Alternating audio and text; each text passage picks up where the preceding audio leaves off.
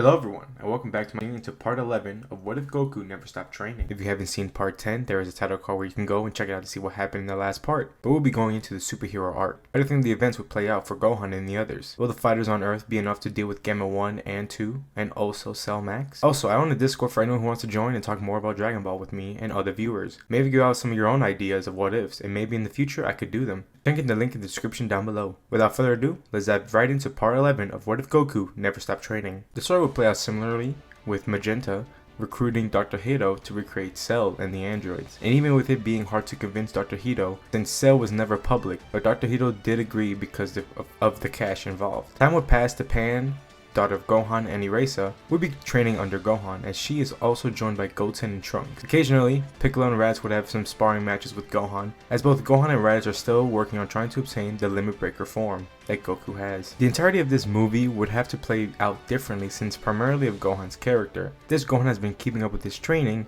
which far surpassed anything near to his canon part, and he isn't crazy about his work. One day while Gohan is training with the 3 Hybrid Saiyans, they are attacked by both Gamma 1 and 2. Luckily, everyone is safe from the attack, but Gohan is upset that his daughter was in danger, as he goes in to attack the 2 androids, as he tells Goten and Trunks to protect Pan. In his Super Saiyan 4 state, he fights against the 2 androids. Now if we take into the account of everyone being stronger in this timeline, it's safe to say that the 2 Gamma androids and Cell Max will be stronger as well. Gohan is putting up a good fight against the 2 Gammas, but is being pushed back with it being a 1-on-2. Goten and Trunks seeing Gohan begin to struggle a bit.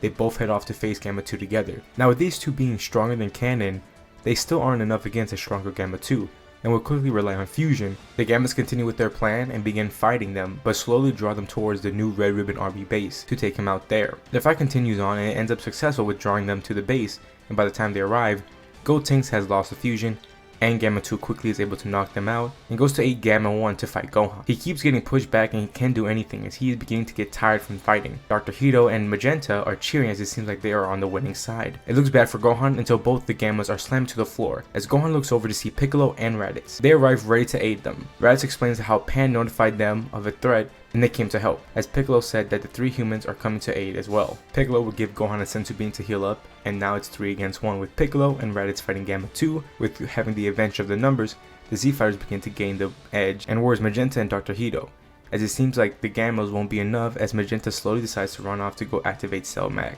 Back to the fight, the Z Fighters begin to show how worn out they are, with Raditz and Gohan consistently being at full power in their Super Saiyan 4 state. Piccolo here is stronger than his canon counterpart, but without having Shenron unlocking his full potential, he is actually weaker without the transformations that he gained in the movie, like in canon. The Gammas soon, once again, gain the edge and start beating down on the Z Fighters, until a loud crash and a roar is heard, and both parties have stopped fighting. They all look over to see a huge explosion goes off to see a gigantic Cell Max. The Gammas are confused on why he was released, and Dr. Hito was upset that Magenta did release him knowing why he wanted Cell Max to be made. Both the fighters and the Gammas agreed to have a truce in order to take out this deadly threat, and 2 more backup arrived as Tien, Yamcha, and Krillin arrived to the battlefield. Goten and Trunks too also wakes up to join the others to fight off Cell Max. Everyone will begin to fight off Cell Max, but he shows that he is not someone to underestimate, as all the damage he takes does nothing to him. The humans will all try to do a combination attack on him, but he easily tanks all the attacks and smacks them around easily as it takes them out of the fight. Goten and Trunks try to fight Cell off, but they never fully recovered and are easily taken out as well. Gohan is upset for not being strong enough and thinks if he had the Limit Breaker form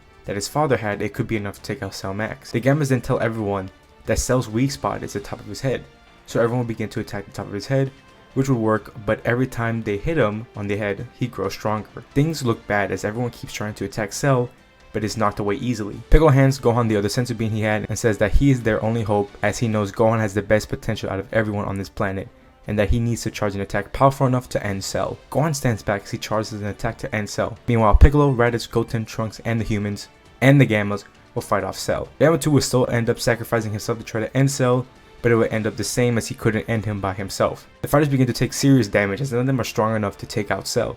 And Gohan is in the back seeing all this, and he begins to grow angry as his rage fills his body. Thinking to himself that if only he was stronger, he blames himself for everyone being in this situation. All the blame and anger builds up until a loud yell reaches everyone in blinding lights. They look over to see Gohan in his Super Saiyan 4 Limit Breaker form. Cell Max tries to strike him, but it doesn't phase Gohan as he would strike back, and this sends Cell Max flying. Gohan would continue attacking him all over and even getting some hits on his head. Then Gohan would charge up a special beam cannon as he shoots it at Cell Max, and ends him before he could cause any more damage. Everyone is glad the threat is over and proud of Gohan and achieving this new form. Raditz would ask for help to achieve this level. Gamma 1 and Dr. Hito feel bad for what they did and ask for forgiveness and want to turn around to actually do some good. Yamcha would suggest they could go to Capsule Corp as they could definitely help out for any future threat. Now for the subplot of the story back to Beerus' planet, the three Saiyans would still get onto a hand-to-hand free-for-all battle, and this time around Goku would win over Vegeta and Broly. This movie would really happen completely different from the original one and would really be a lot shorter, but for now, this is where we will end off this first series of my What If Goku Never Stopped Training. Tell me how y'all think about the final part and how I did with the superhero arc. What do you think about the entire story as a whole? I enjoyed how different it went compared to the original show, and how everyone really was still relevant to the story and how everyone had unique sources of power, with Goku kind of having every form. What could have happened differently? Leave your thoughts down in the comments. Next What If will be a short What If Gohan and Goku turn Super Saiyan on Namek, and after that we'll be going into the next series that y'all decided on. What if Kami taught Goku how to control his Grade 8 form? If you're interested and enjoyed, please like and subscribe, hit the notification bell to be alerted whenever I post the next series. Thank y'all so much for watching and all the support of this series. I will see y'all in the next series. See ya.